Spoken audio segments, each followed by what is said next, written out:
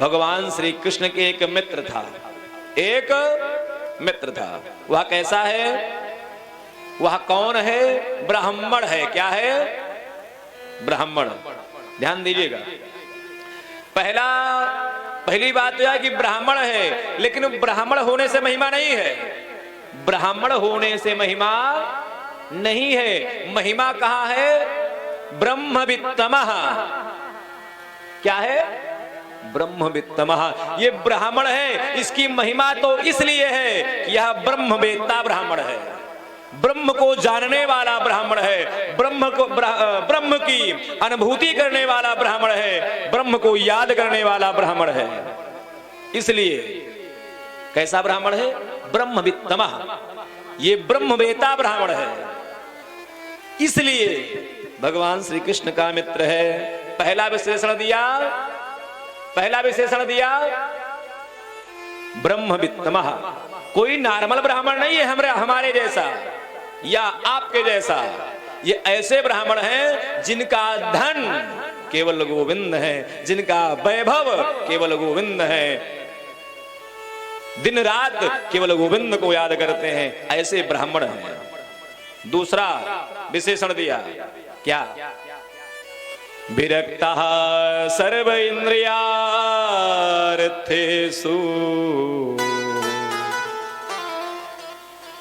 इंद्रियों का अर्थ क्या है?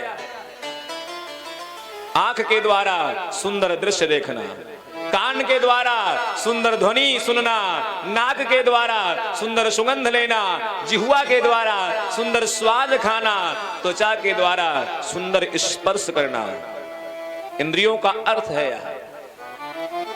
लेकिन सुखदेव जी कहते हैं कि हे राजा परीक्षित, जो वह ब्राह्मण है विरक्तः सर्व इंद्रियार्थेषु, जो इंद्रियों का अर्थ है उससे विरक्त है।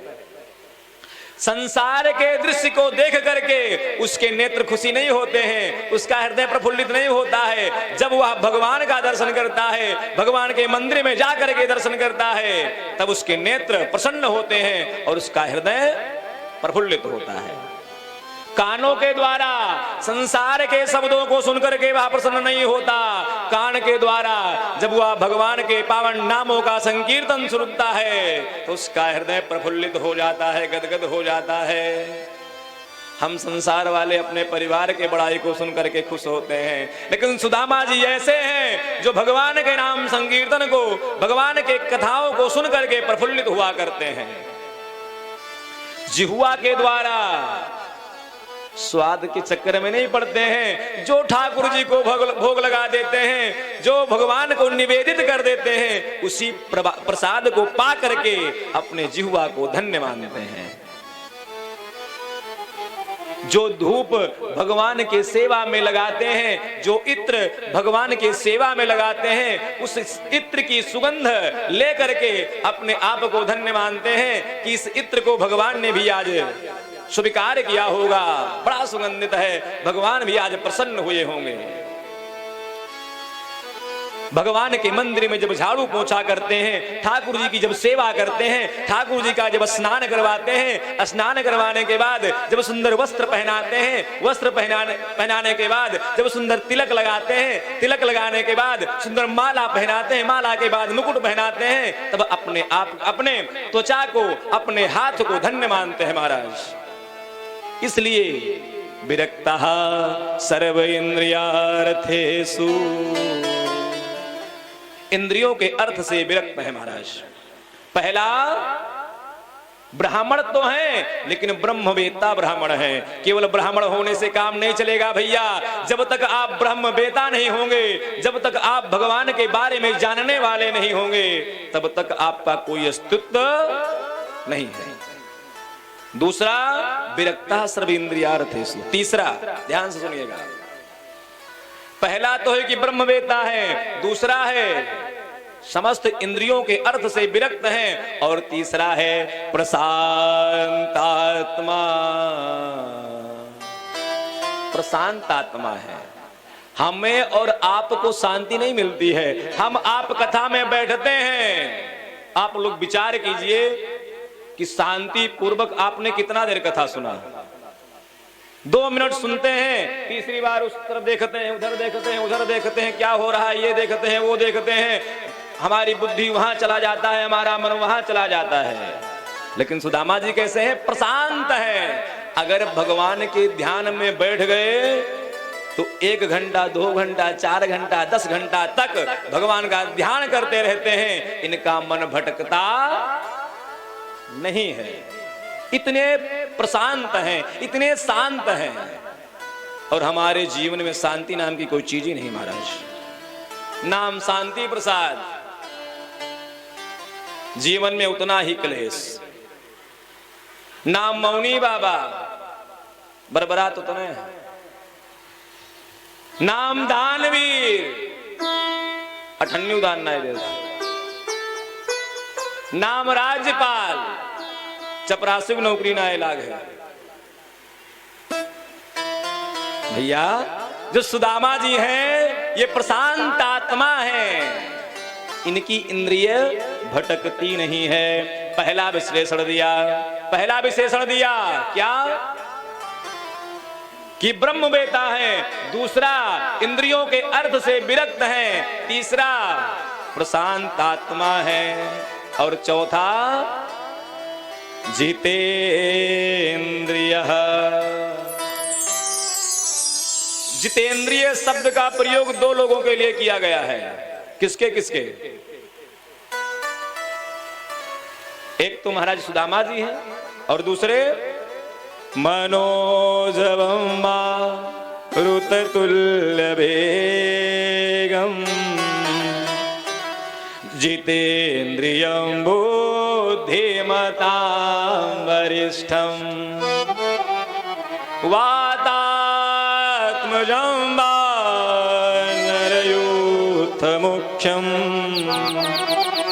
श्रीरामदूतं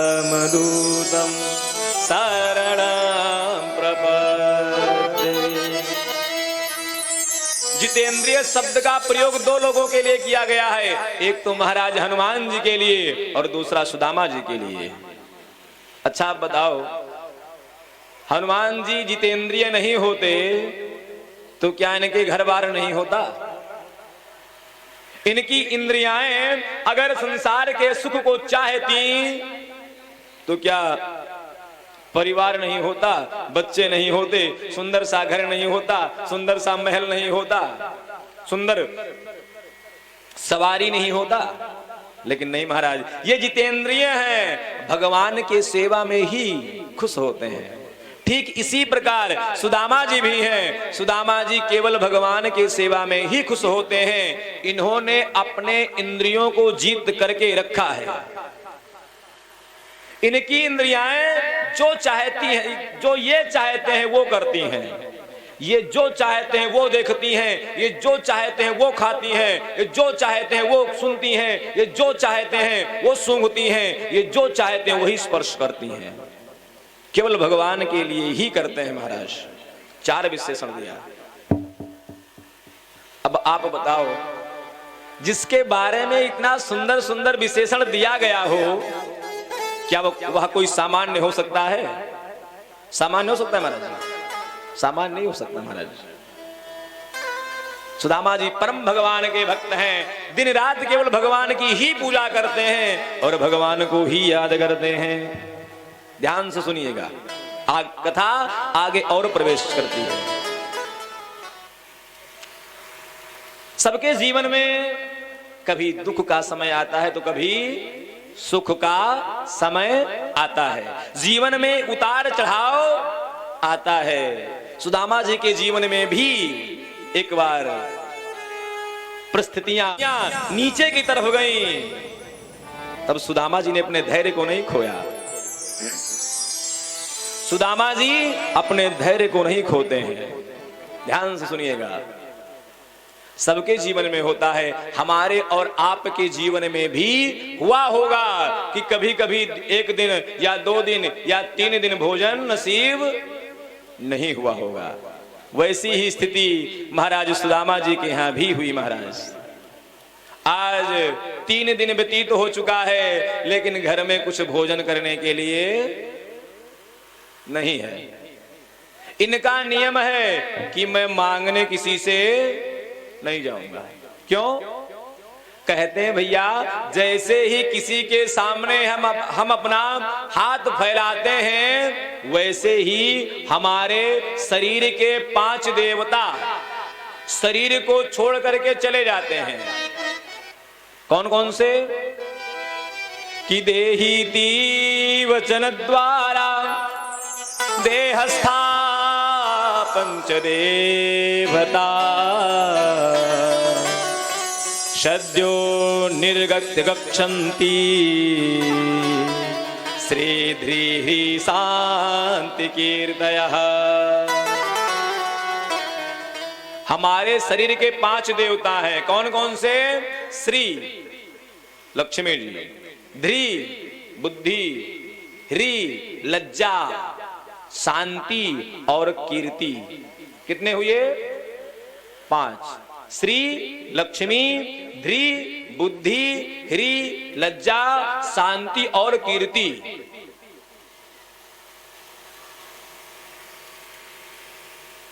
ये 5 शरीर को छोड़ करके चले जाते हैं महाराज।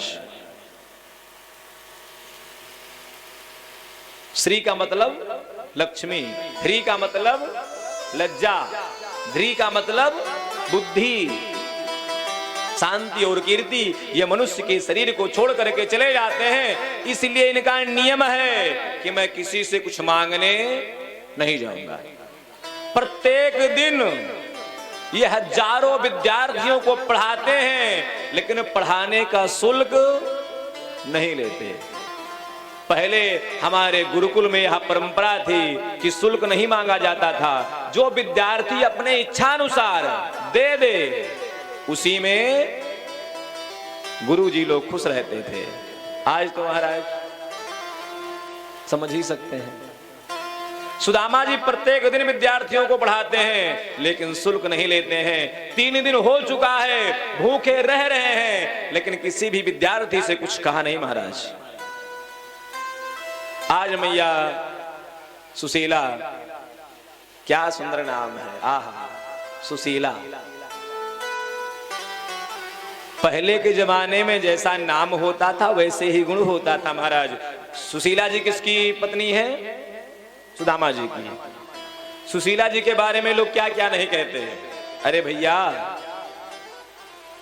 सुशीला जी सुदामा जी की पत्नी हैं, और जिनके बारे में बताते हुए द्वारकाधीश कृष्ण पतिव्रता नारी का उपदेश करते हैं, पतिव्रता स्त्री का संबोधन करते हैं। क्या वह पति के प्रतिकूल चल सकती है? जिसके बारे में भगवान स्वयं कह रहे हो कि उसकी पत्नी पतिव्रता है, क्या वह पति के प्रतिकूल चल सकती है? नहीं चलेगी, अनुकूल ही चलेगी महाराज। आज 3 दिन व्यतीत हो चुका है, घर में कुछ भोजन नहीं है। मैया सुशीला रात में अपने बच्चों को शयन करवाने के बाद विचार करती हैं कि मेरे बच्चे आज भूखे सो गए, घर में कुछ खाने के लिए नहीं था, मैं इन्हें क्या खिलाती। स्वयं भूखी रहती हैं, इस बात का कष्ट नहीं है, लेकिन बच्चे हैं, छोटे छोटे हैं। जब ये आज भूखे सो गए, तीसरे दिन भी तो मैया सुशीला का हृदय भर आया, आंखों से अश्रुपात होने लगा। सुदामा जी के पास गई। सुदामा जी ऐसे हैं कि जिस दिन सुशीला जी कह देती कि चल करके भोजन करो, उस दिन समझ जाते कि हाँ आज घर में भोजन बना है, और जिस दिन नहीं कहती समझ जाते कि आज भोजन की सामग्री नहीं है। आज मैया सुशीला बच्चों को सुलाने के बाद सुदामा जी के पास आई, देख रही हैं कि सुदामा जी सो रहे हैं, पैरों के पास बैठ गई, पैर की सेवा करने लगी। जगाने का भी एक नियम है भैया, किसी को कैसे जगाया जाए। आजकल तो ऐसे जगाते हैं कि अगर सामने वाले को हार्ट अटैक भी आ जाए महाराज, इस तरीके से बताते हैं उठो चलो चलो, ऐसे उठाएंगे। अगला अगर ना अपने आप को संभाले तो हार्ट अटैक आ जाए। लेकिन नहीं, यह नियम नहीं है। मैया सुशीला गई हैं, सुदामा जी के पैरों के पास बैठ गई हैं और पैरों को दबाने लग गई हैं। जब पैर का स्पर्श हुआ तो सुदामा जी का नींद खुल गई। सुदामा जी उठ गए। कहा देवी तुम सोई नहीं? कहा नहीं स्वामी, मैं आज सोई नहीं। हे स्वामी, मैं आपसे कुछ पूछना चाहती हूं, ध्यान से सुनिएगा। मैं आपसे कुछ पूछना चाहती हूं। कहा क्या पूछना चाहती हो, बोलो। सुशीला जी कहते हैं कि हे प्रभु, हमने सुना है कि द्वारिकाधीश कृष्ण आपके मित्र हैं। क्या हैं? आपके मित्र। हे नाथ, वे आपके मित्र हैं, आप उनके बारे में तो जानते होंगे कि उनका स्वभाव कैसा है, वे कृपा कैसे करते हैं, वे उनका व्यवहार कैसा है, उनके बारे में तो आप बढ़िया से जानते होंगे। भगवान ने कहा, सुदामा जी ने कहा हाँ मैं जानता हूं। सुशीला जी ने पूछा कि ननु ब्रह्मन् भगवतः सखा साक्षात् श्रियप्रते ब्रह्मण्यस्य शरण्यस्य भगवान सात्वतर सभः। क्या सुंदर वाक्य है। आहा। सुशीला जी कहती हैं कि हे स्वामी, आप यह बताओ, क्या भगवान द्वारकाधीश कृष्ण ब्रह्मण्य हैं? ब्रह्मण्य का अर्थ समझ रहे हो आप? क्या भगवान द्वारकाधीश कृष्ण ब्राह्मणों के उपासक हैं, ब्राह्मणों पर कृपा करने वाले हैं, ब्राह्मणों पर प्रसन्न होने वाले हैं, ब्राह्मणों का सम्मान करने वाले हैं? सुदामा जी की आंखें भर आई। सुदामा जी ने कहा देवी, वो इतने ब्राह्मण हैं, इतने ब्राह्मणों के उपासक हैं, इतने भगवान के सम्मान करते हैं कि मैं क्या बताऊं। विद्यालय में मैं रहता था, महाराज गुरु संदीपनी के विद्यालय में मैं रहता था। बात उस दिन की है कि जिस दिन भगवान द्वारकाधीश कृष्ण दाऊ भैया के साथ गुरुकुल में प्रवेश कर रहे थे। उनका गुरुकुल में प्रवेश हो रहा था। हे देवी, मेरे पैर में कांटा गड़ गया था, कांटा चुभ गया था। उस कांटा को निकालने के लिए मैं अथक प्रयास कर रहा था, वह कांटा नहीं निकल रहा था। इस गरीब, इस निर्बल ब्राह्मण को देख करके किसी ने भी सहायता नहीं की। कोई मेरे पास नहीं आया, किसी ने मेरी मदद नहीं की और ना ही किसी ने मेरे कांटे को निकाला।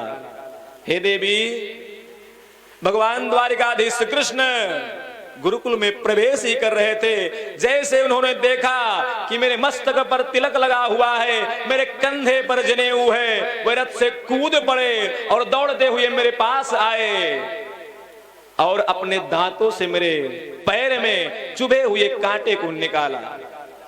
ये उनकी कृपा है, ये उनकी ब्राह्मणों के प्रति श्रद्धा है। देवी, वे ब्राह्मणों का बहुत सम्मान करते हैं, इतना सम्मान करते हैं कि जिसकी व्याख्यान मैं नहीं कर सकता।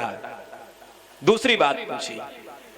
पहली बात पूछी कि हे प्रभु, आप यह बताओ कि वे ब्राह्मणों के उपासक हैं, ब्राह्मणों का सम्मान करने वाले हैं, ब्राह्मणों पर कृपा करने वाले हैं। और दूसरी बात पूछी कि शरण्यस्य, हे नाथ, आप यह बताओ कि भगवान शरणागति करने वाले इंसान पर कृपा करते हैं। कोई भगवान के शरण में चला जाए तो क्या भगवान उसके ऊपर कृपा करते हैं? सुदामा जी ने कहा देवी, भगवान इतने कृपालु हैं, इतने कृपालु हैं, इतने कृपालु हैं कि पूतना अपने स्तन में जहर लगा करके भगवान को मारने के लिए आई, मारने का भाव लेकर के आई। लेकिन भगवान इतने कृपालु हैं, इतने दयालु हैं कि उसको माता की गति प्रदान कर दी। इतने कृपालु हैं। मैया सुशीला का नेत्र भर आया। मैया सुशीला ने कहा, प्रभु जब भगवान द्वारिकाधीश कृष्ण ब्रह्मण्य भी हैं और शरण्य भी हैं, तो हे नाथ आप द्वारिका क्यों नहीं जाते? एक बार आप द्वारिका जाओ, ध्यान से सुनिएगा। मैया सुशीला इसलिए नहीं कह रही हैं कि आप जाओ वहां पर धन देंगे तो मैं खुश रहूंगी। एक मां जब अपने बच्चों को भूखा देखती है, रोते देखती है, तो एक मां से महाराज सहन नहीं होता। अपने बच्चों के लिए एक मां क्या नहीं करती है, सब कुछ करने के लिए तैयार हो जाती है। जो मां अपने लिए कभी कुछ नहीं मांगती, वह अपने बच्चों के लिए महाराज भीख तक मांगने के लिए तैयार हो जाती है। मैया सुशीला ने आज बच्चों को भूखा सुला करके आई हैं, और जब महाराज सुदामा जी के पास पहुंचती हैं तो कहती हैं कि हे नाथ आप क्यों नहीं जाते? अगर आप द्वारिका जाओगे तो भगवान द्वारिकाधीश कृष्ण आपको धन देंगे और उस धन से मेरे बच्चे भूखे नहीं सोएंगे। ध्यान से सुनिएगा, मैया सुशीला ने अपने लिए नहीं मांगा है, अपने पति के लिए नहीं कहा है, अपने बच्चों के भूख को जब देखा, तड़पते हुए देखा, तो मां से रहा नहीं गया महाराज। और मैया सुशीला कहती हैं कि हे नाथ आप द्वारिका चले जाओ। क्या प्रयोजन है देवी, किस लिए चला जाऊं? सुशीला जी कहती हैं कि दास्यति द्रविड़ं भूरि सीदिते ते कुटुंबिने। हे नाथ अगर आप द्वारिका जाओगे तो भगवान द्वारिकाधीश कृष्ण आपको धन देंगे और उस धन से हमारे बच्चे खुश रहेंगे। सुदामा जी जाने के लिए तैयार नहीं हुए, इच्छा नहीं कह रहा है। सुशीला जी ने कहा कि ये धन के लिए जाने वाले नहीं हैं, इनको दूसरी बात में फंसाओ। दूसरी बात बोल पड़ी कि प्रभु आप भगवान क्या नहीं जाओगे? अरे भगवान के यहाँ तो आपको रोज जाना चाहिए, नित्य जाना चाहिए, कम से कम भगवान के दर्शन के लिए ही चले जाओ। हे नाथ आप जरूर जाओ एक बार। तब सुदामा जी ने कहा हाँ देवी मैं जाऊंगा जरूर। भगवान के यहाँ जाने का एक लाभ मेरा जरूर होगा। कौन सा? कि अयम ही परमो लाभो उत्तम श्लोक दर्शनम। हे देवी मैं जाऊंगा तो भगवान का दर्शन लाभ मुझे जरूर मिलेगा। मैं धन के लिए नहीं जाऊंगा, मैं गोविंद के दर्शन के लिए जाऊंगा। तैयार हो गए। कह रहे देवी तुम विचार करो, तुम कह रही हो मित्र के यहाँ चले जाओ, लेकिन तुमको पता है हमारा शास्त्र कहता है, हमारा नियम कहता है कि ब्राह्मण के यहाँ, गुरु के यहाँ, मित्र के यहाँ, राजा के यहाँ, रोगी के पास बिना भेंट वस्तु लिए नहीं जाना चाहिए। तुम्हारे पास कुछ भेंट वस्तु है देने के लिए? क्या दोगे तुम? सुशीला मैया ने कहा कि नाथ आप जाने के लिए तैयार होइए, मैं व्यवस्था करूंगी। प्रातः काल हुआ है। आहा मैया सुशीला जिनका नियम था कि मैं किसी से कुछ मांगने नहीं जाऊंगी, वह आज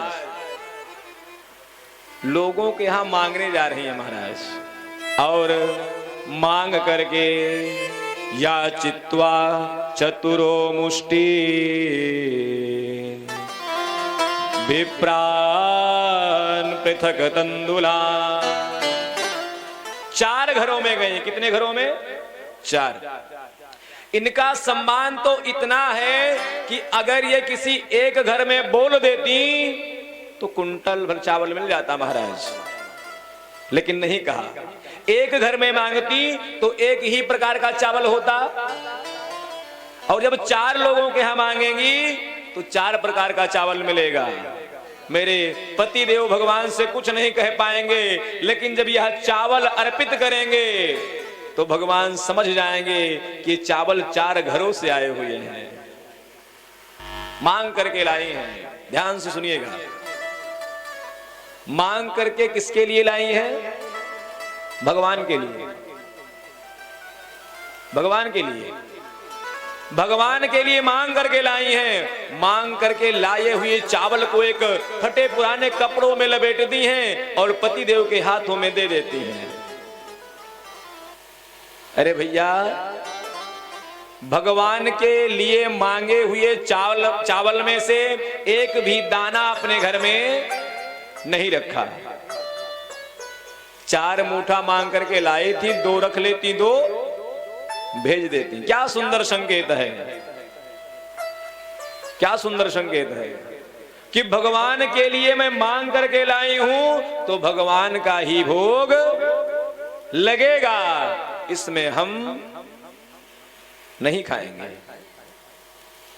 जिनका नियम था कि मैं किसी के लिए मांगने नहीं जाऊंगी, कभी मांगने नहीं जाऊंगी, वे आज भगवान के लिए मांगने गई हैं। महाराज, क्या सुंदर संकेत है कि आप अपने लिए मत मांगिए, अपने परिवार के लिए मत मांगिए समाज वालों से, लेकिन जब धर्म का कार्य हो रहा हो, समाज का कार्य हो रहा हो, भगवान के लिए कार्य हो रहा हो, तो मांगने में संकोच नहीं करना चाहिए।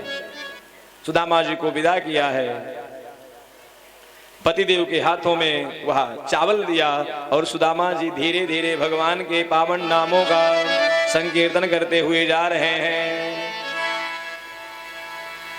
बड़े भाव के साथ संकीर्तन करते हुए जा रहे हैं। आहा, क्या सजा मिली है मुझको, क्या सजा मिली है मुझको तेरी दोस्ती के पीछे, कि दर दर भटक रहा हूँ तेरी दोस्ती के पीछे, दर दर भटक रहा हूँ तेरी दोस्ती के पीछे, दर दर भटक रहा हूँ तेरी दोस्ती के पीछे। क्या सजा मिली है मुझको, क्या सजा मिली है मुझको तेरी दोस्ती के पीछे, दर दर भटक रहा हूँ तेरी दोस्ती के पीछे, दर दर भटक रहा हूँ तेरी दोस्ती के पीछे।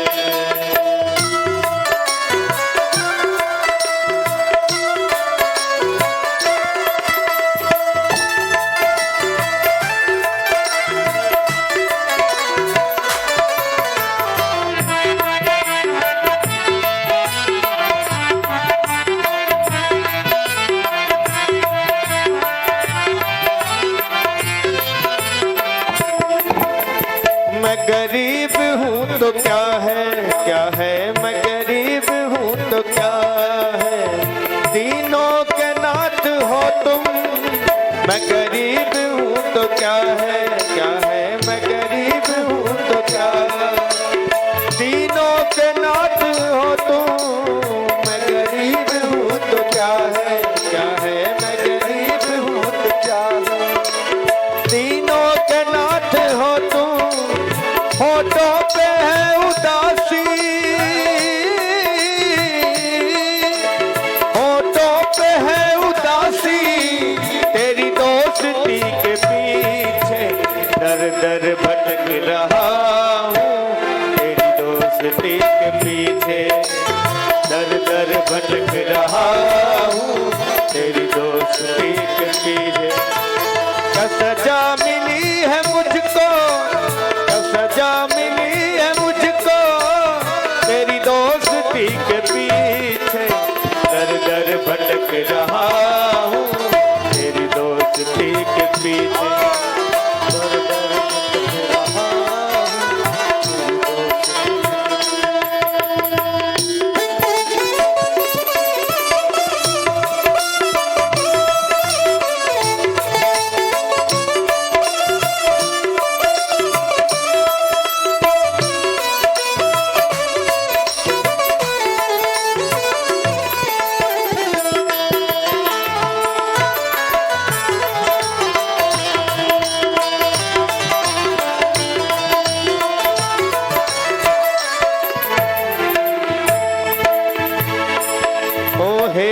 द्वारिका के बासी, बासी है द्वारिका के बासी, अखियां दरस की प्यासी है द्वारिका के बासी, बासी है द्वारिका के बासी, अखियां दरस की प्यासी, दिखला झलक जरासी,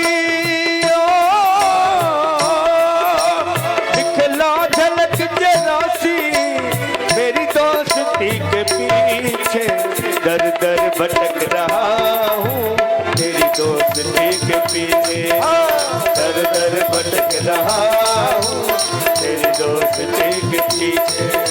क्या सजा मिली है मुझको, क्या सजा मिली है मुझको, तेरी दोस्ती के पीछे दर दर भटक रहा हूँ, तेरी दोस्ती के पीछे दर दर भटक रहा हूँ, तेरी दोस्ती के पीछे।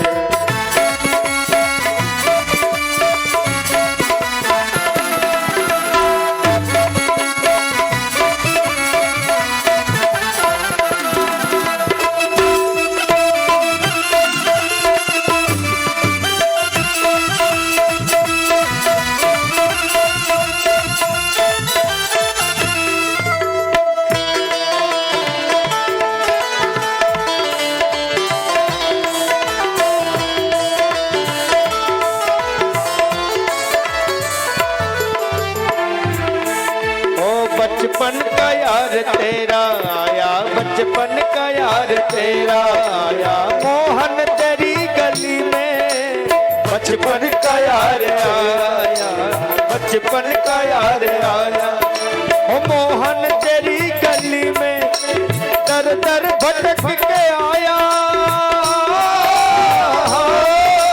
दर दर भटक के आया, तेरी दोस्ती के पीछे दर दर भटक रहा हूँ, तेरी दोस्ती के पीछे दर दर भटक रहा हूँ, तेरी दोस्ती के पीछे। ओ क्या सजा मिली है मुझको, क्या सजा मिली है मुझको, तेरी दोस्ती के पीछे दर दर भटक रहा हूँ, तेरी दोस्ती के पीछे दर दर भटक रहा हूँ, तेरी दोस्ती के पीछे।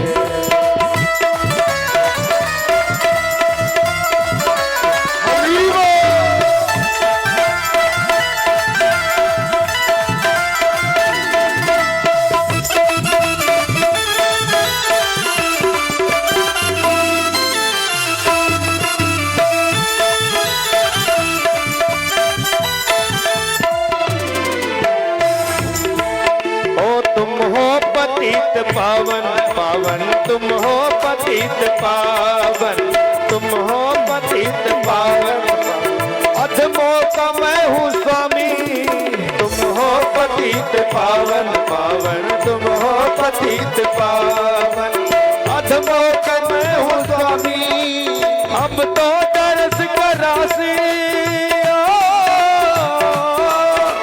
अब तो दरस राशि, तेरी दोस्ती के पीछे दर दर भटक रहा हूँ, तेरी दोस्ती के पीछे दर दर भटक रहा हूँ, तेरी दोस्ती के पीछे।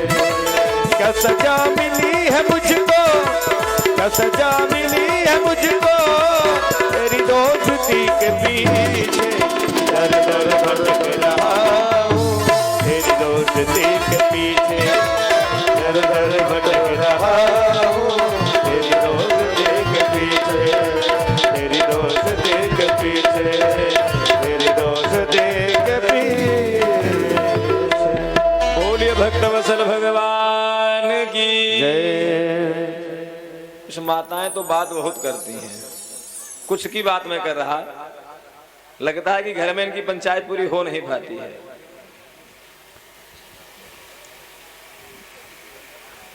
कुछ तो बहुत ध्यान से सुनती है और जो सुनने बैठती है ध्यान से तो कुछ मिलकर के उनको सुनने नहीं देती है। तो आपसे निवेदन है कि ध्यान पूर्वक सुनिए, हमें अच्छा लगेगा। बोले भक्तवत्सल भगवान की। आज सुदामा जी जा रहे हैं। मैया सुशीला जी जो भगवान के लिए मांग करके लाती हैं, उसमें से एक भी तिनका अपने घर में नहीं रखा और भगवान के लिए दे दिया। सुदामा जी लेकर के रास्ते में चल लेते हैं। शरीर इतने जर्जर हो चुके हैं कि लग रहा है कि 2, 3, 4 साल में कहीं जाकर के द्वारिका पहुंचेंगे। रास्ते में गए हैं, मैया गोमती नदी का दर्शन हुआ है, गोमती जी में स्नान किया है और वहीं पर सो गए। भगवान द्वारिकाधीश कृष्ण माया को बुलाते हैं और कहते हैं कि मेरे मित्र को द्वारिका तक ले आओ। सुदामा जी महाराज सोते हुए ही द्वारिका में पहुंच जाते हैं। जागते हैं तो पूछते हैं कि भैया मैं कहां गया, ये कौन सा नगर है? तो लोग कहते हैं कि बाबा ये द्वारिका छे।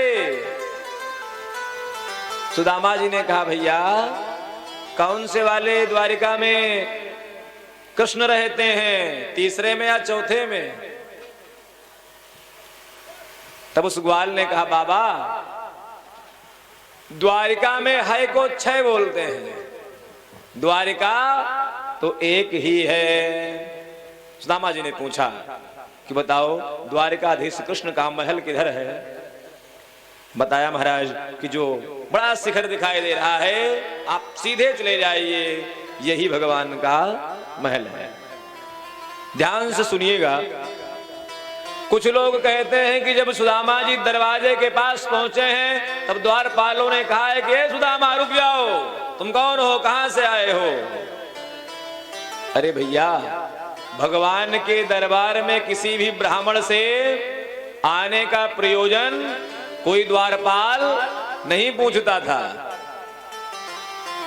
सुदामा जी जब दरवाजे के पास पहुंचे हैं, तब सभी द्वारपालों ने ब्राह्मण समझ करके प्रणाम किया है।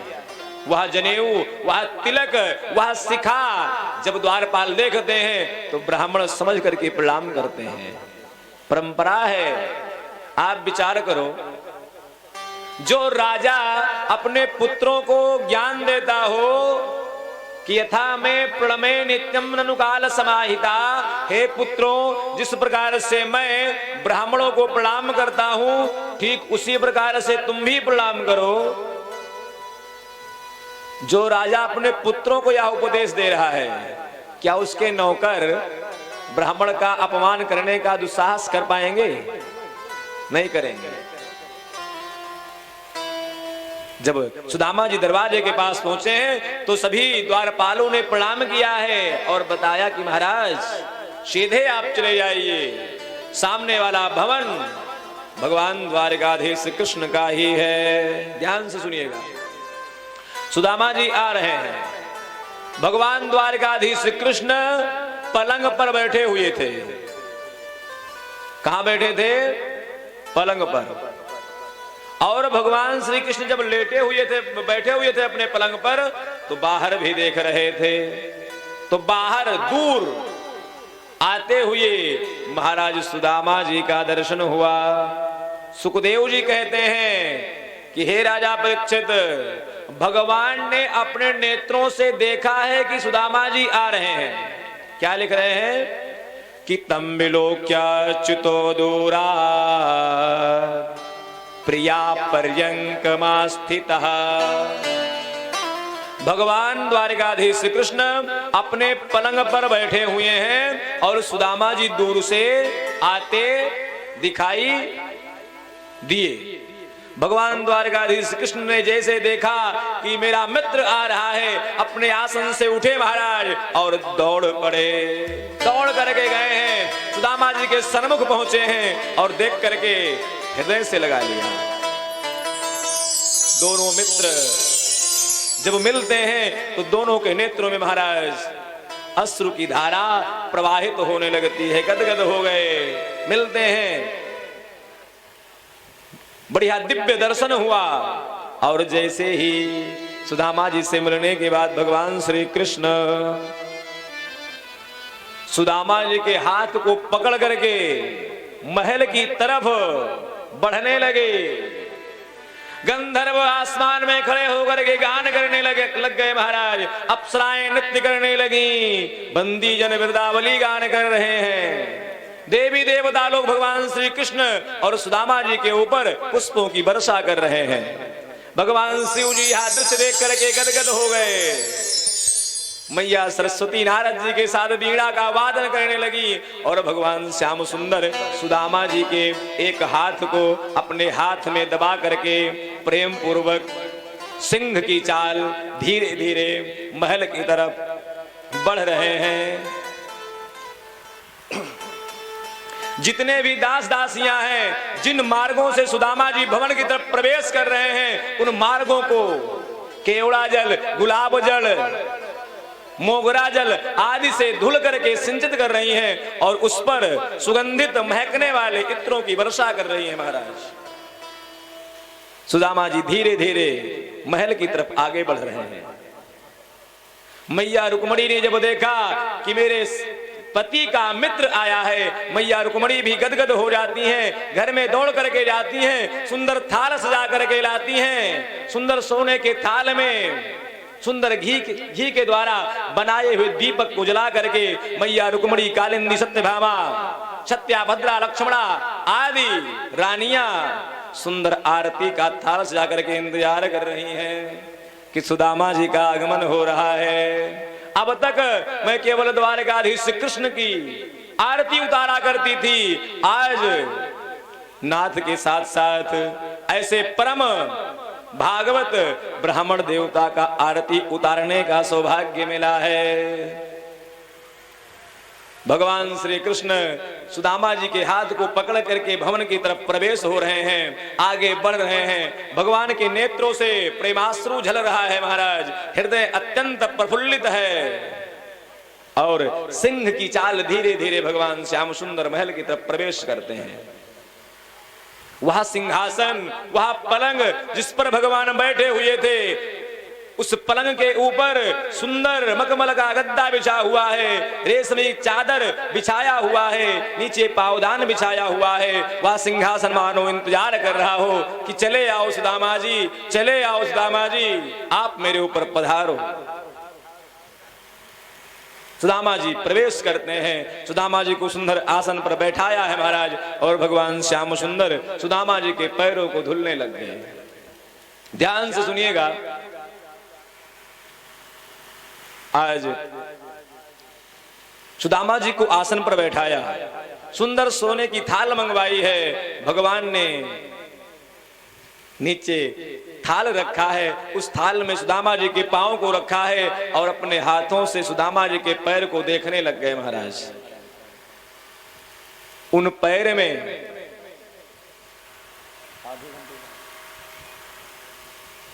उस पैर में सैकड़ों कांटे चुभे हुए हैं। कांटों के चुभने से उस पैर से महाराज रक्तस्राव हो रहा है, खून बह रहा है। जैसे ही भगवान द्वारकाधीश श्री कृष्ण ने देखा, हृदय भर गया, नेत्रों से अश्रु आ गया।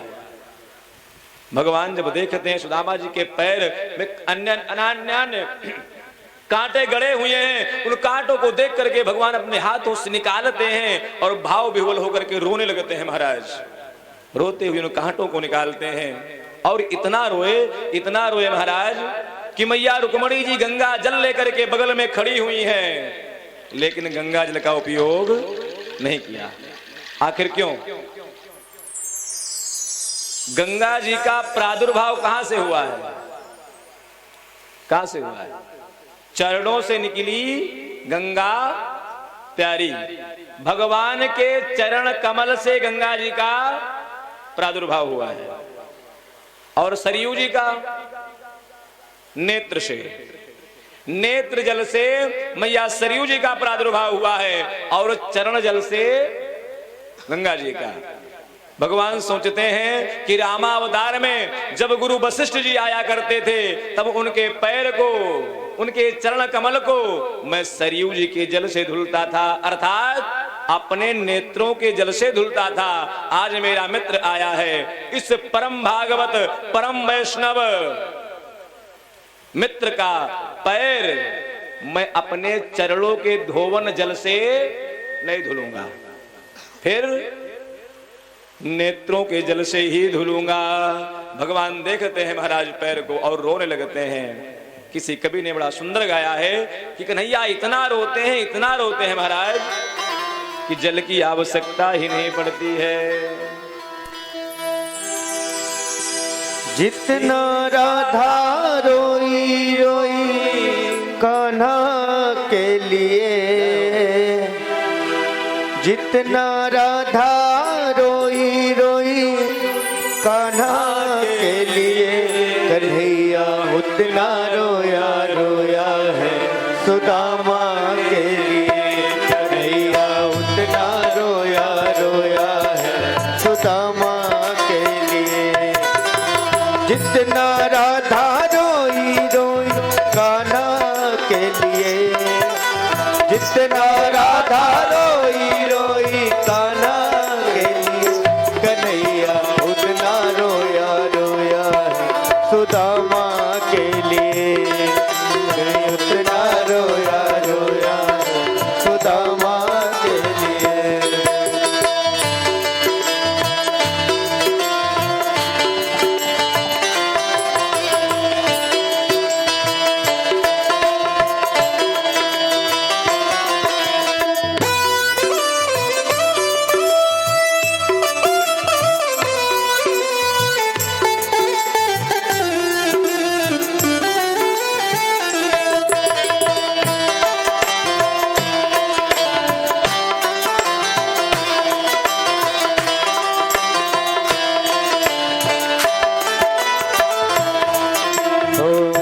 यार की हालत देखी उसकी हालत पे रोया।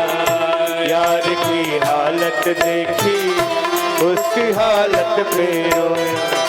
यार के आगे अपनी शान शौकत पे रोया। यार के आगे अपनी शान शौकत पे रोया। तड़पा ऐसे सम्मान परवाना के लिए, तड़पा ऐसे सम्मान परवाना के लिए। कन्हैया उतना रोया रोया है सुदामा के लिए। उतना रोया रोया है सुदामा के लिए। जितना राधा रोई रोई कान्हा के लिए, जितना राधा रोई रोई कान्हा के लिए, कन्हैया उतना रोया रोया सुदामा के लिए। उतना रोया रोया सुदामा के लिए।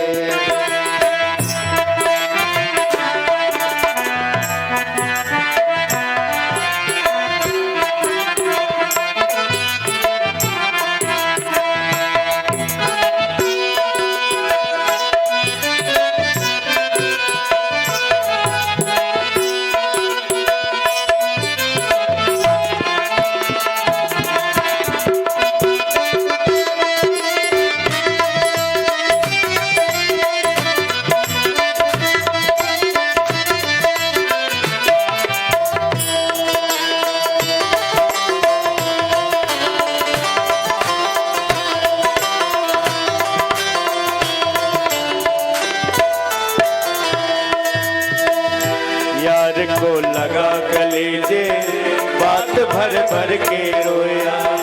यार को लगा कलेजे बात भर भर के रोया। और अपने बचपन को याद कर कर के रोया। और अपने बचपन को याद कर कर के रोया। ओ अनमोल था ये ऋण श्याम दीवाना के लिए। अनमोल था ये ऋण श्याम दीवाना के लिए। कन्हैया इतना रोया रोया है सुदामा के लिए। कन्हैया उतना रोया रोया है सुदामा के लिए।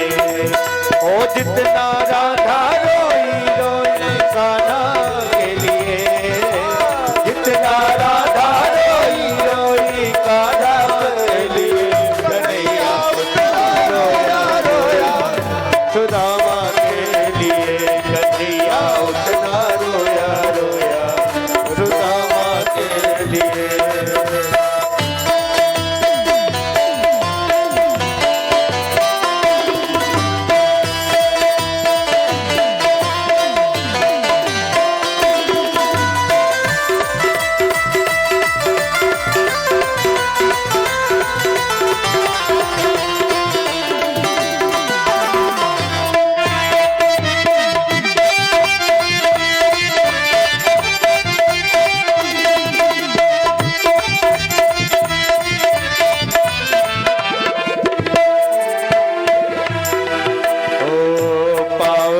छाले देखे तो दुख के मारे रोया, पाँव के छाले देखे तो दुख के मारे रोया, पाँव धोने के खातिर खुशी के मारे रोया, पाँव के छाले देखे तो दुख के मारे रोया, पाँव धोने के खातिर खुशी के मारे रोया।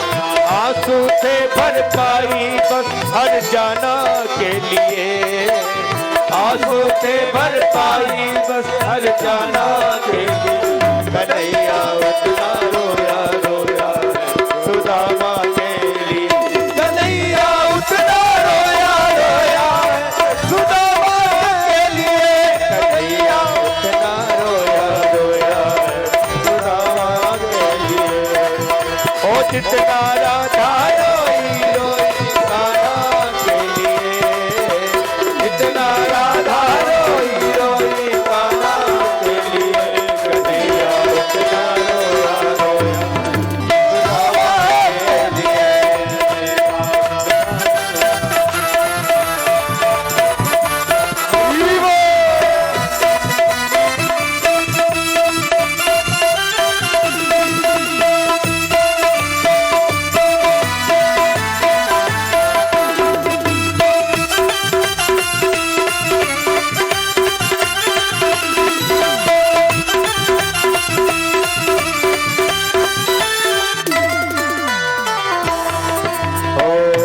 उसके आने से रोया, उसके जाने से रोया, उसके आने से रोया, उसके जाने से रोया, होके गद गद चावल के दाने दाने पे रोया, होके गद गद चावल के दाने दाने पे रोया। बनवारी वो रोया बस याराना के लिए, बनवारी वो रोया बस बनवाना के लिए, कन्हैया उतना रोया रोया है सुदामा के लिए, कन्हैया उतना रोया रोया है सुदामा के लिए। जितना राधा रोई रोई कान्हा के लिए, जितना राधा रोई रोई कान्हा के लिए, कन्हैया उतना रोया रोया सुदामा के लिए, कन्हैया उतना रोया रोया सुदामा के लिए। बोलिए भक्तवत्सल भगवान की जय हो। भगवान ने सुदामा जी के महाराज पैर को धुला, पैर धुलने के बाद निवेदन किया कि मित्र बहुत दूर से आए हो, चल करके स्नान कर लो। सुदामा जी गए हैं स्नान करने के लिए, ध्यान से सुनिएगा। सुदामा जी गए स्नान करने के लिए, स्नान करके जैसे बाहर निकलते हैं भगवान श्याम सुंदर सुंदर सुंदर धोती प्रदान करते हैं और कहते हैं मित्र ये नई नई धोती पहन लो। सुदामा जी ने पहन लिया, पहनने के बाद वही पुराना पोटली वाला चावल कखावर में दबा लिया और फिर आ गए। भोजन हुआ है, भोजन करने के बाद दोनों एक बिस्तर पर बैठ गए हैं। जब दोनों बैठे तो आपस में चर्चा करने लगे। जब दो मित्र आपस में बैठते हैं तो पहली चर्चा किस बात पर होती है? विद्यालय के समय पर होने वाली घटनाओं के बारे में। विद्यालय में जब हम लोग पढ़ रहे थे उस समय कौन कौन सी घटना घटित हुई थी। यहां पर भी कुछ लोग कहते हैं कि सुदामा जी गरीब इसलिए थे कि भगवान श्री कृष्ण के हिस्से का चावल खा गए थे, चना खा गए थे। क्या खा गए थे? चना, इसलिए गरीब थे। कुछ लोग कहते हैं, लेकिन भागवत जी में क्या लिखा हुआ है ध्यान से सुनिएगा। भागवत जी में ये कहानी तो नहीं लिखी हुई है, लेकिन जो भागवत जी में लिखा हुआ है वो आप सुनिए। जब दोनों मित्र बिस्तर पर बैठे हैं, चर्चा करने लगे कि मित्र, विद्यालय का दिन याद है? कहा। भगवान श्री कृष्ण कहते हैं, मित्र मैं वह कभी नहीं भूल सकता। कौन सी बात? कहते हैं, मित्र एक बार गुरु माता ने कहा था कि जंगल चले जाओ और लकड़ी लेकर के आओ। हम दोनों मित्र जब जंगल में पहुंचे और लकड़ी चुनने लगे, उसी समय वर्षा होने लगी और मूसलाधार वर्षा के वजह से हम दोनों भीग गए। हे मित्र, जब हम दोनों भीग गए, हम निकले राजकुमार, राजा के लाडले, मैया यशोदा के प्यारे, मैया देवकी के प्यारे। मैं अत्यंत सुकुमार था। वर्षा के जल से भीगने की वजह से मुझे ठंड लगने लगी। ठंड के प्रभाव से मैं कांपने लगा। और मित्र, जब तुमने मुझे देखा कि मैं कांप रहा हूं, तुम दौड़ करके मेरे पास आए, मुझको अपने बाहों में पकड़ करके दबा करके बारिश की जितनी बूंदें थी तुम अपने शरीर पर लेते रहे और मुझे वर्षा के जल से बचाया था। सुदामा, मैं वह दिन कैसे भूल सकता हूं? जब मुझे ठंड लगने लगी थी तब तुमने मुझे बचाया था। भगवान श्री कृष्ण कह रहे हैं कि प्रविष्टा नाम महारणम पर दो सुमहद्विजा वात वर्षम भूतिव्र निष्ठुरास्तन इतनतः। मित्र, वात वर्षम भूतिव्रम, तेजी तेजी से वर्षा होने लगी, पवन प्रवाहित होने लगा।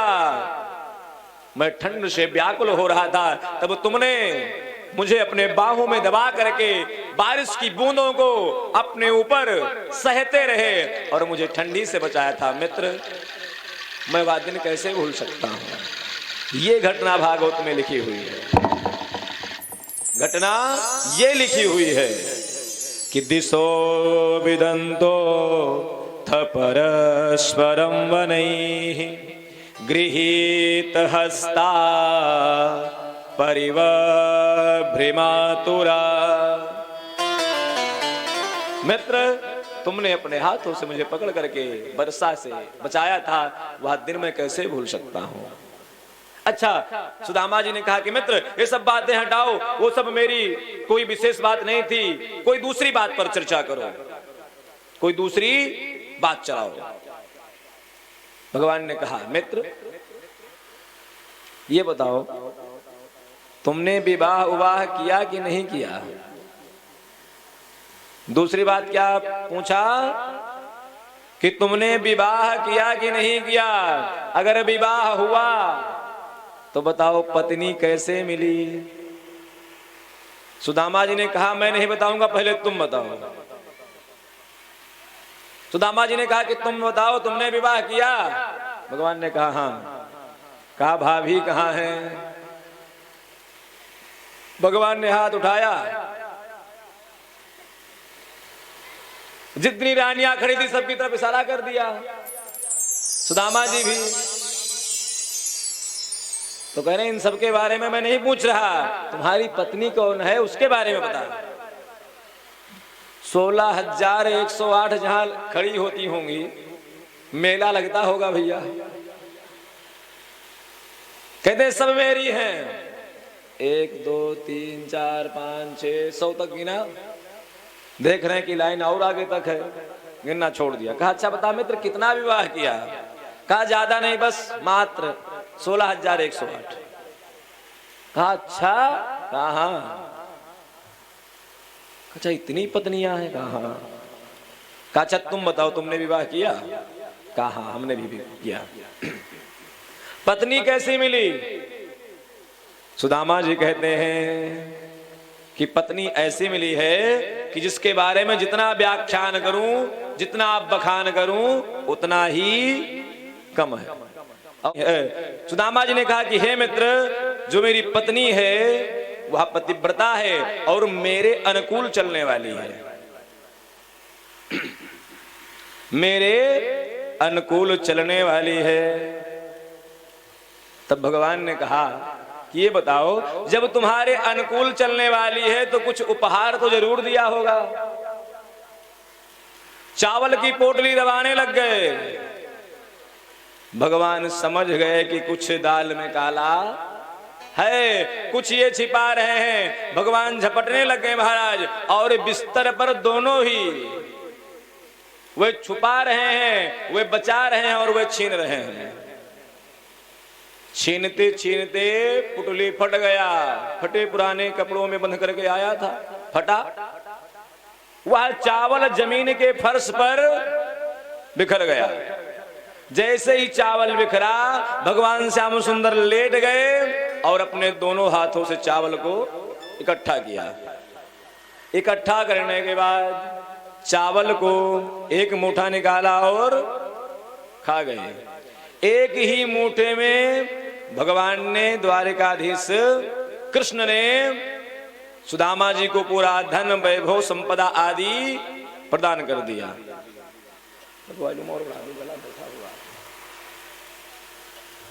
सब कुछ दे दिया सुदामा जी को। दूसरा मुट्ठी जैसे ही उठाया, वैसे ही मैया रुक्मणी जी ने हाथ पकड़ लिया। अच्छा, यहां पर भी कुछ लोग कहते हैं कि रुक्मणी जी ने इसलिए हाथ पकड़ा कि कहीं ऐसा ना हो पूरा राजपाट ही दान कर दें। आप विचार करो कि रुक्मणी जी हैं कौन? लक्ष्मी जी हैं। क्या लक्ष्मी जी के पास धन की कमी हो सकती है? जहां पर लक्ष्मी जी रहेंगी, क्या वहां पर धन वैभव की कमी हो सकती है? और भगवान के पास ब्रह्मांड निकाया निर्मित माया रोम रोम प्रतिवेदक है। जिनके रोम रोम में करोड़ों ब्रह्मांड लटके हुए हैं, क्या उनको एक राज्य के लिए सोचना पड़ता? ऐसी बात नहीं है। रुक्मणी जी ने हाथ तो पकड़ा था, लेकिन इस भावना से कि हे नाथ, इस सुदामा जी परम भागवत हैं और भागवत के यहाँ का अन्न प्रसाद होता है। हम सब आपकी पत्नियां हैं, इसमें हमारा भी हिस्सा है, इसलिए आप आधा खा चुके, अब जो बच रहा है हमको दे दीजिए। 16,108 हैं। दूसरा जैसे ही भरा, मैया रुक्मणी जी ने हाथ पकड़ लिया, निवेदन किया कि हे नाथ, शुद्धम भागवतस्यान्नम शुद्धम भागीरथी जलम। हे नाथ, ये ब्राह्मण देवता के घर का प्रसाद है, इसलिए मेरे हिस्से में भी होता है, यह मुझे प्रदान कर दीजिए। भगवान ने वह चावल मैया रुक्मणी जी को दे दिया। सुबह आए थे, सायंकाल हो चुका है, भोजन कराया, विश्राम हुआ। आज दूसरे दिन का प्रातः काल हो गया। ध्यान से सुनिएगा, प्रातः काल हुआ है।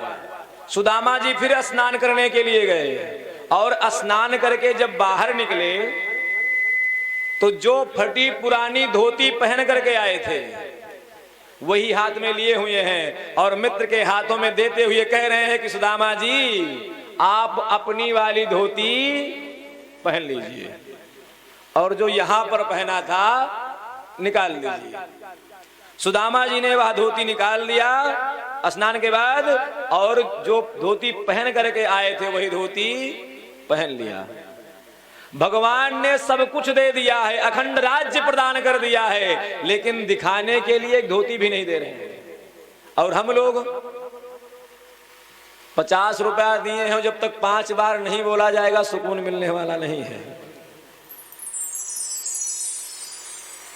50 रुपया दिए हैं, 5 बार बोला जाना चाहिए भैया। अरे भैया हमारा तो नहीं बोला गया हो पंडित जी। भगवान ने सब कुछ दे दिया है, लेकिन दिखाने के लिए कह रहे हैं कि हे मित्र, जो फटी पुरानी धोती आप पहन करके आए थे इसे आप पहन लीजिए। सुदामा जी के खुशी का ठिकाना नहीं, धोती को पहन लिया। भगवान चाहते तो सुदामा जी को महीनों तक रोक सकते थे। क्या धन वैभव की कमी थी? धन की कमी थी? नहीं। लेकिन क्यों नहीं रोका? कि अगर मेरा मित्र एक दिन से अधिक रुक जाएगा तो लोग कहेंगे कि घर में कुछ खाने को था नहीं, यहां छन रहा होगा मालपुआ, खाने को मिल रहा होगा, टिक गया।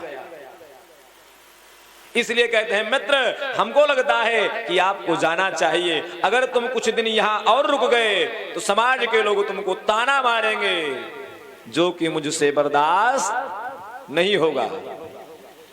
इसलिए यह धोती पहन लो। सुदामा जी ने धोती पहना और चल दिए। भगवान का यह नियम है। समाज वाले यह जरूर कहें कि गरीब ब्राह्मण आया था, इसके पास धोती नहीं था, द्वारिकाधीश कृष्ण को एक धोती दे देना चाहिए था। ये कहें चलेगा, ये कहें चलेगा कि द्वारिकाधीश कृष्ण ने इस ब्राह्मण को धन ना दे करके, धोती ना दे करके बहुत गलत किया, हमारा अपमान करें, चलेगा। लेकिन जब मेरा मित्र नई धोती पहन करके द्वारिका के गलियों से जाएगा तो समाज के लोग कहेंगे कि देखो देखो, फटी धोती पहन करके आया था, नया नया पहन करके जा रहा है, देखो कैसे जा रहा है। समाज के लोग सोचेंगे कि सुदामा जी धन के लिए आए थे, वैभव के लिए आए थे, इसलिए भगवान श्री कृष्ण ने एक भी धोती प्रत्यक्ष रूप में नहीं दिया। अब एक बात और कहूं,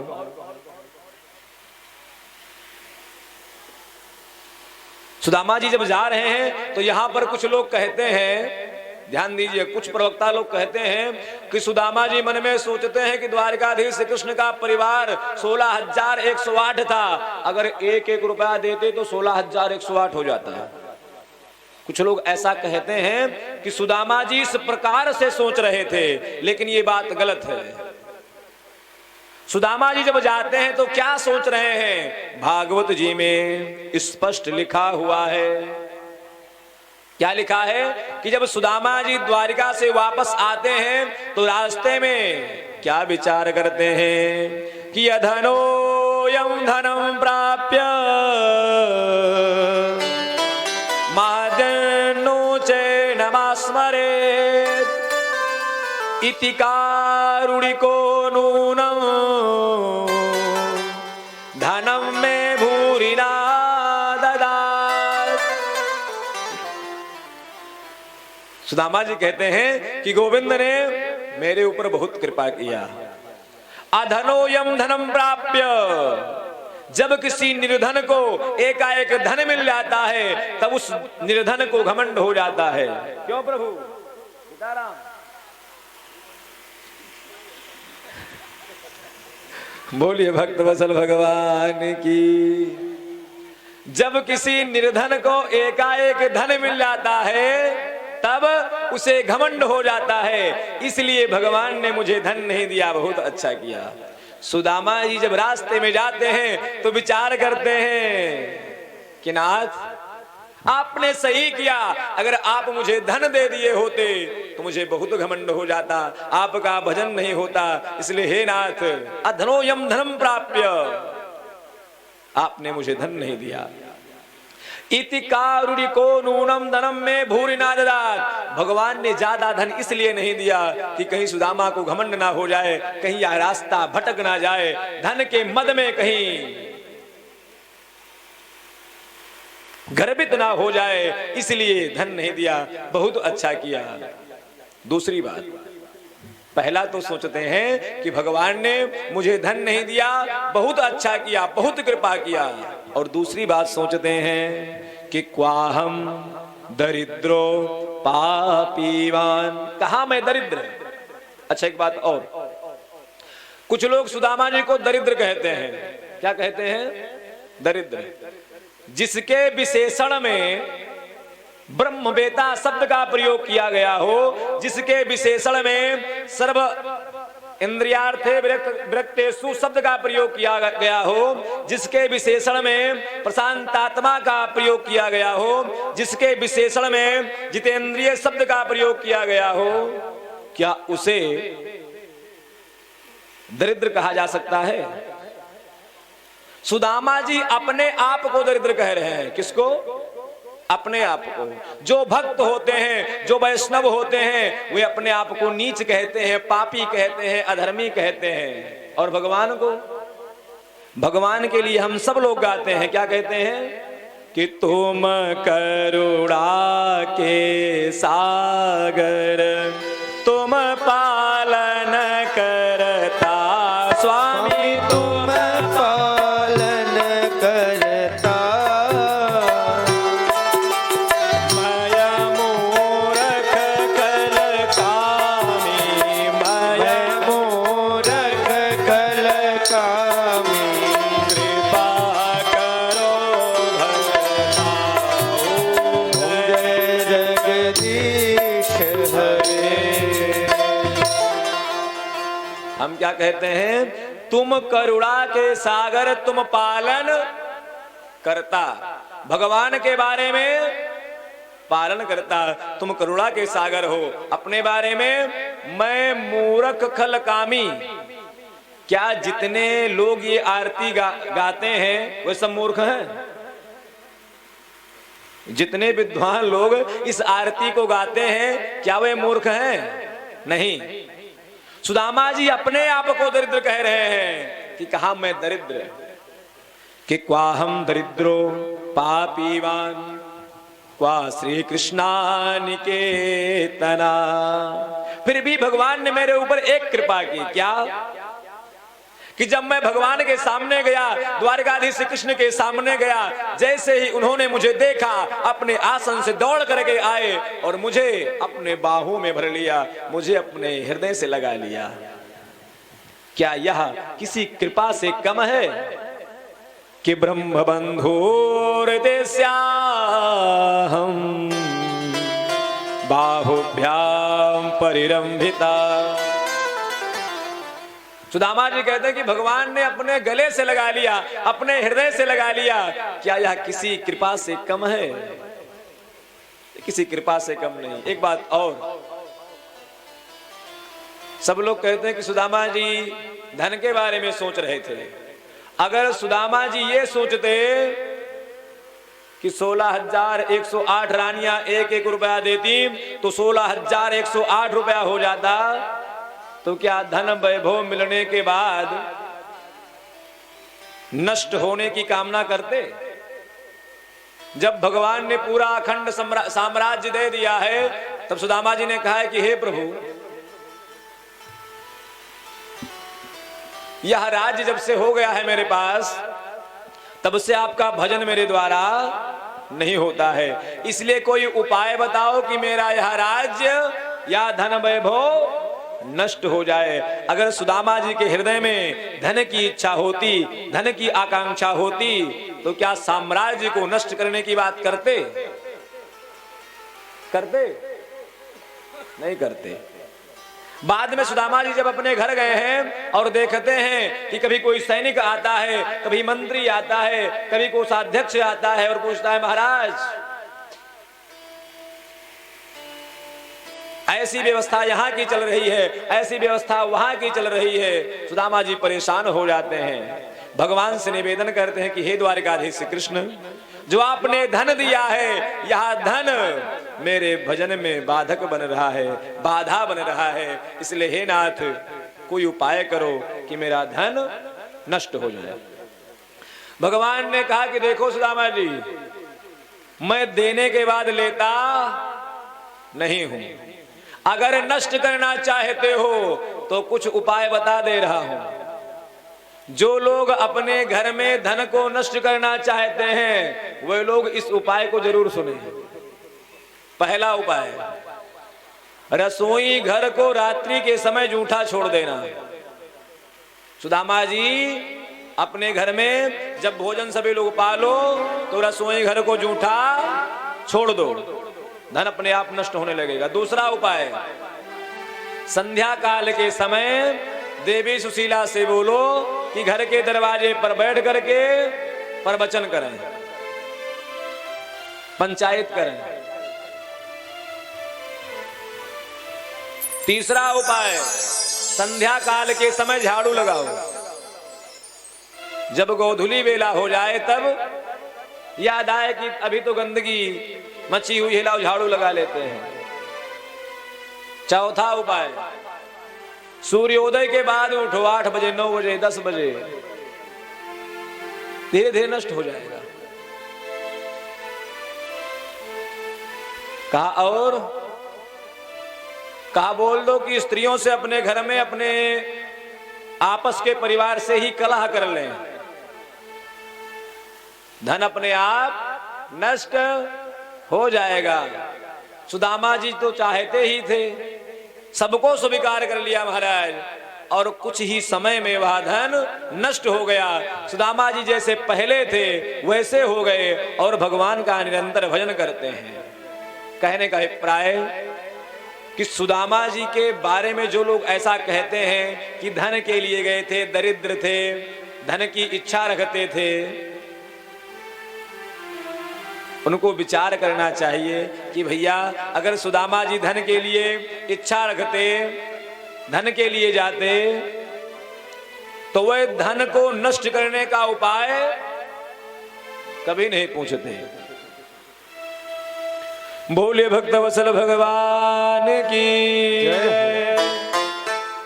आज सुदामा जी अपने घर में रहते हैं और भगवान का भजन करते हैं, सुंदर भजन गाते हुए निरंतर निवास करते हैं। कि भजले प्राणी, भजले प्राणी रे अज्ञानी, 2 दिन की जिंदगानी व्यर्थ तू भटक रहा है, व्यर्थ तू भटक रहा है। भजले प्राणी रे अज्ञानी, 2 दिन की जिंदगानी व्यर्थ तू भटक रहा है, व्यर्थ तू भटक रहा है।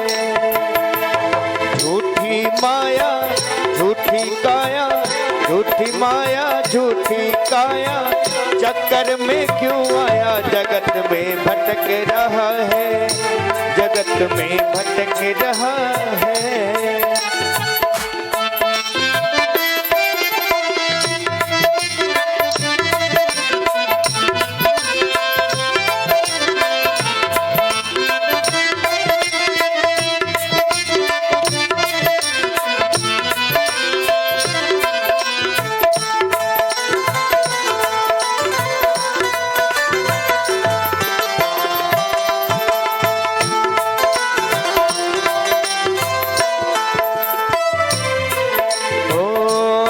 तन मिला है तुझे, खो क्यों रहा है इस खेल में, खेल में। नर्तन मिला है तुझे, खो क्यों रहा है इस खेल में, इस खेल में।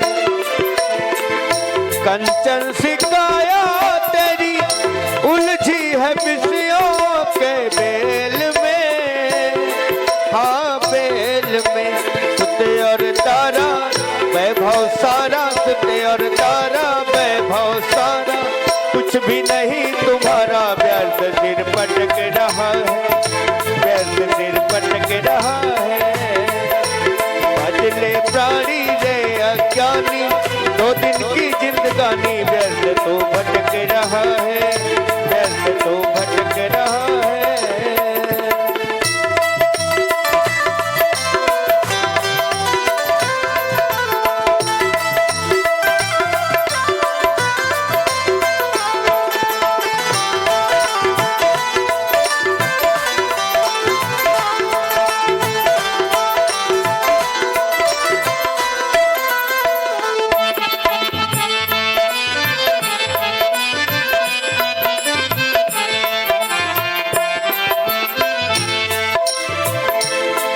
भूला फिरे क्यों बंदे धन यौवन के उमंग में, हाँ उमंग में।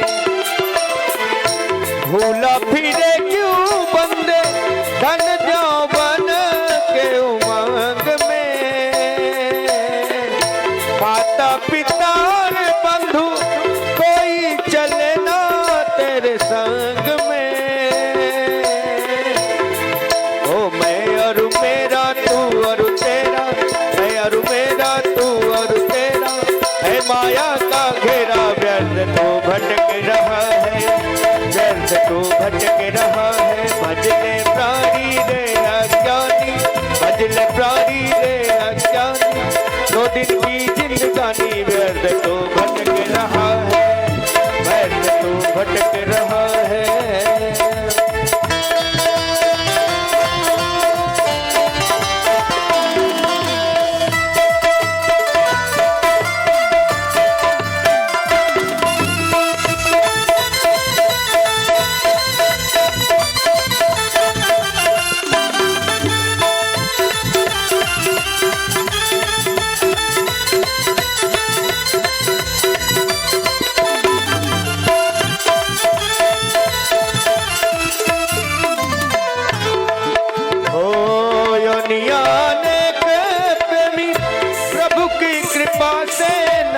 पाया है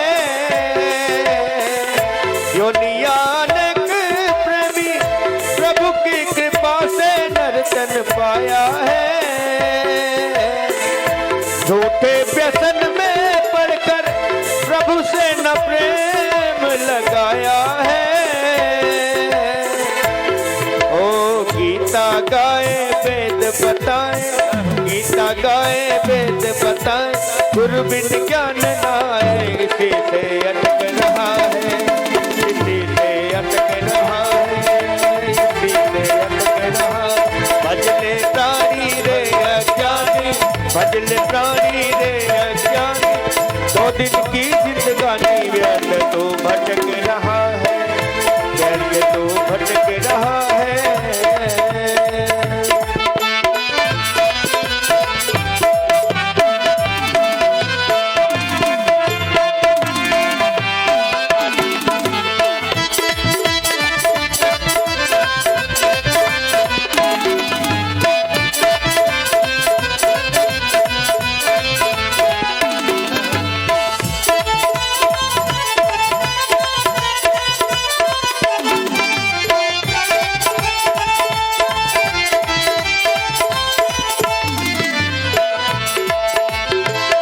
चंचल गुमानी मन अब तो जन्म को संभाल ले, तू संभाल ले। चंचल गुमानी मन अब तो जन्म को संभाल ले, तू संभाल ले। फिर ना मिलेगा तुझे ऐसा अवसर बार बार रे, बार बार रे। अज्ञानी तज नादानी रे, अज्ञानी तज नादानी, भजले सारंग पानी व्यर्थ तो भटक रहा है, व्यर्थ तो भटक रहा। भजले प्राणी रे अज्ञानी, भजले प्राणी रे अज्ञानी, 2 दिन की जिंदगानी व्यर्थ तो भटक रहा है, व्यर्थ तो भटक रहा है, व्यर्थ तो भटक रहा। भजले प्राणी रे अज्ञानी, 2 दिन की जिंदगानी व्यर्थ तो भटक रहा, व्यर्थ तो भटक रहा है। बोलिए भक्तवत्सल भगवान की। आजकल के समय में सुदामा जी के चरित्र को इस तरीके से दिखाया जाता है कि भिक्षा मांगने वाला वो बना दिया गया है क्या, कि सुदामा जी जब आते हैं तो भिक्षा मांगते हैं महाराज, ऐसा लोग कहते हैं।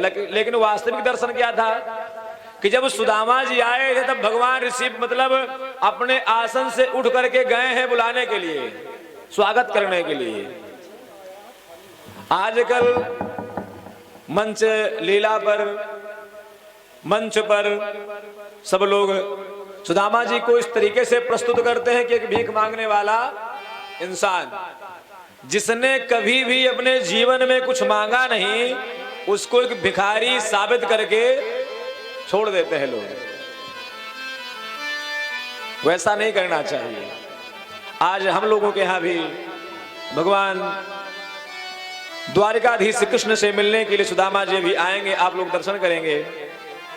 सुदामा जी जब आए हैं, सभी लोग भगवान श्याम सुंदर का गान करते हैं।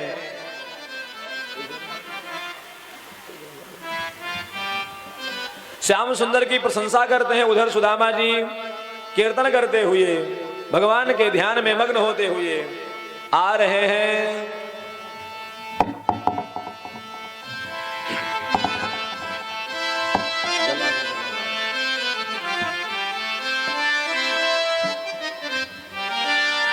हेलो।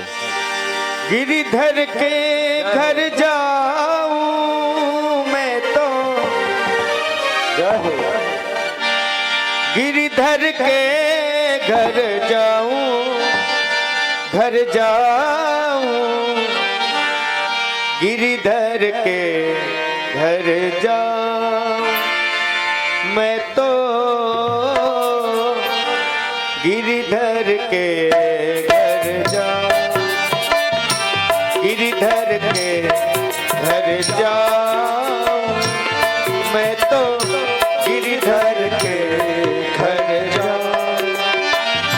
गिरिधर मेरो साचो प्रीतम, गिरिधर मेरो साचो प्रीतम, गिरिधर मेरो साचो प्रीतम, गिरिधर मेरो साचो प्रीतम, देखत रूप लुभाऊं, लुभाऊं, गिरिधर के घर जाऊं मैं तो, गिरिधर के घर नारी जाऊं, सेवा करते हुए गिरिधर के घर जाऊं मैं तो, गिरिधर के घर जाऊं।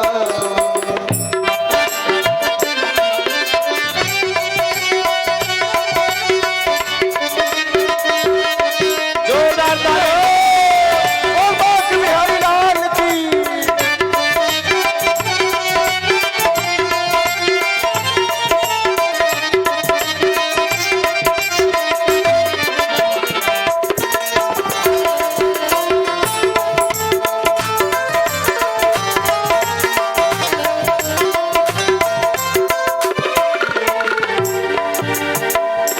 रहने पड़े तब ही सो जाऊं, और भय उठ जाऊं, रहने पड़े तब ही सो जाऊं, और भय उठ आऊं, ओ रैन दिना वाके संग खेलूं, रैन दिना वाके संग खेलूं, जो त्यों ही रिझाऊं, रिझाऊं, गिरिधर के घर जाऊं मैं तो, गिरिधर के घर जाऊं, ओ गिरिधर के घर जाऊं मैं तो, गिरिधर के घर जाऊं। गिरिधर मेरो साचो प्रीतम, गिरिधर मेरो साचो प्रीतम, देखत रूप लुभाऊं, लुभाऊं,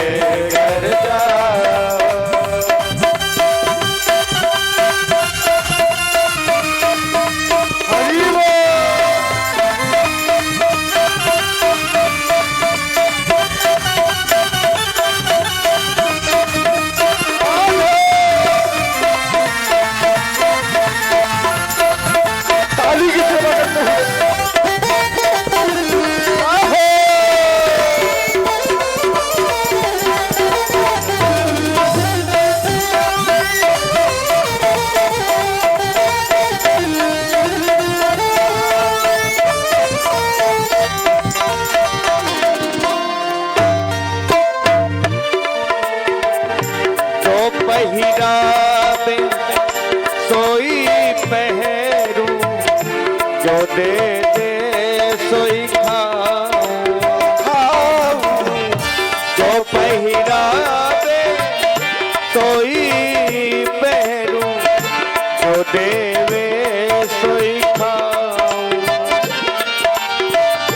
मेरी उनकी प्रीत पुरानी, मेरी उनकी प्रीत पुरानी, उन बिन पल न रहूं, न रहूं।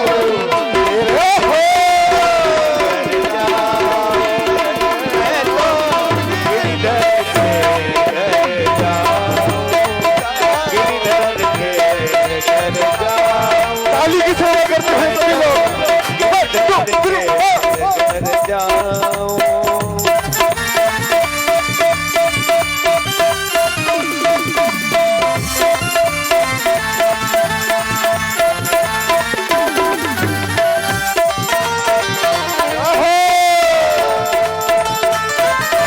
और बात बिहारी लाल की।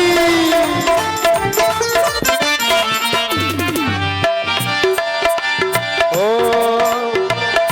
जहाँ बैठा मैं उतही बैठूं, बेचे तो बिक जाऊं, जहाँ बैठा मैं उतही बैठूं, बेचे तो बिक जाऊं। ओ मीरा के प्रभु गिरिधर नागर, मीरा के प्रभु गिरिधर नागर, बार बार बलि जाऊं, बलि जाऊं, गिरिधर के घर जाऊं। ताली की सेवा करते हैं। गिरिधर के घर जाओ, आ जाओ, गिरिधर के घर जाओ, मैं तो गिरिधर के घर जाओ। गिरिधर मेरो साचो प्रीतम, गिरिधर मेरो साचो प्रीतम, बार बार बलि जाऊं, बलि जाऊं,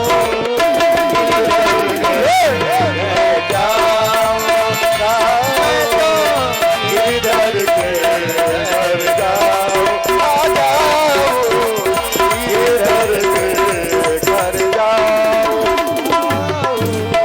गिरिधर के घर जाऊं।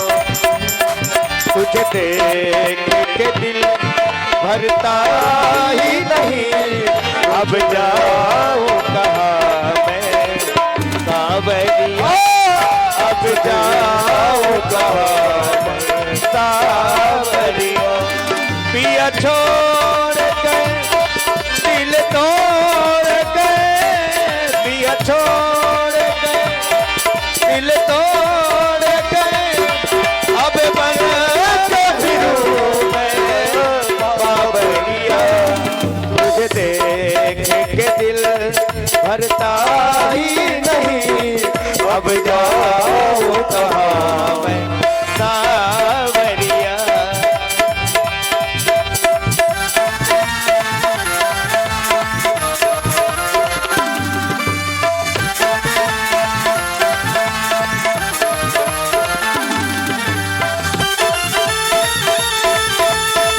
होली है।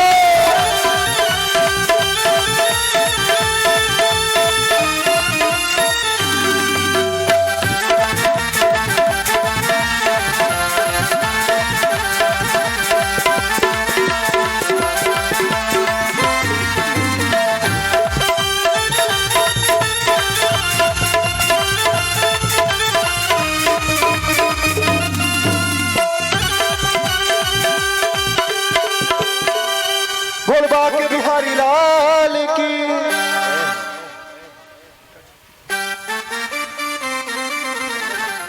श्री राधे।